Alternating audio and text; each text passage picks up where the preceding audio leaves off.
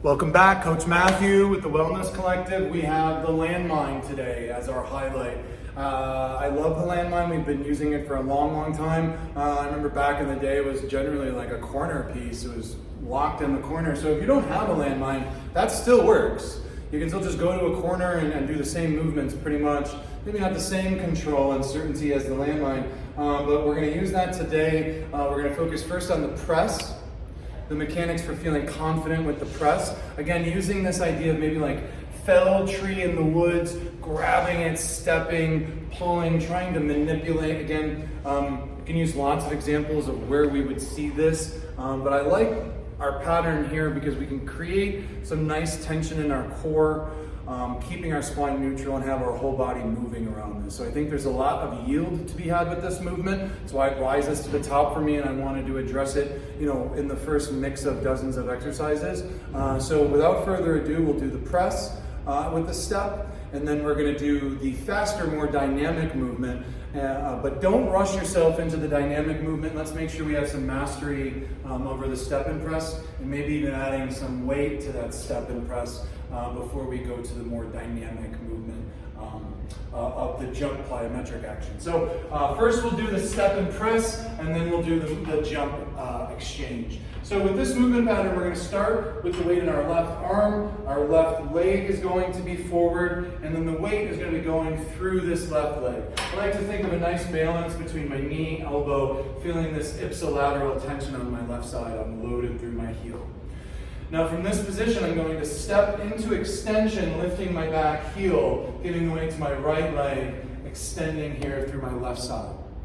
Pulling back down, weight over my left leg, extending back over my left. Inhaling on the way down, weight through the elbow, into the shin, into the knee. Exhale as we extend forward. Again, respecting those biomechanics of standing neutral with the spine. When we're in extension here, glute flex, extend it through. Should feel really nice, should feel stable in that position. Now, once we start to add some weight, maybe we feel comfortable with that, thinking in terms of 8, 10, 12 reps, maybe even 15, talking about endurance here first. Then we can begin to add a little bit of dynamic nature to the movement. So when we do this, we're thinking about exchanging. So let me just give you the example on the right side. So now here, weight is in the right arm. Right leg is going to be forward. So now as I jump and extend in slow motion, my legs are going to exchange with one another. And then they're exchanging back down. Stabilize ipsilaterally, exchange, back down.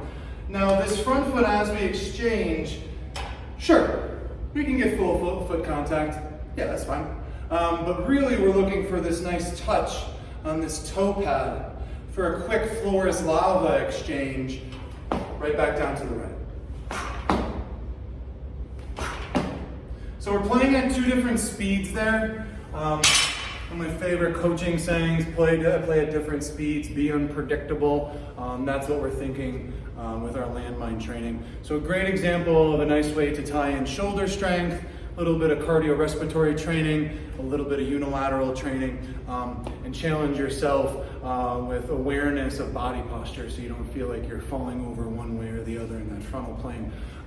Again, thank you for joining me. Hopefully I'll be seeing you guys soon again.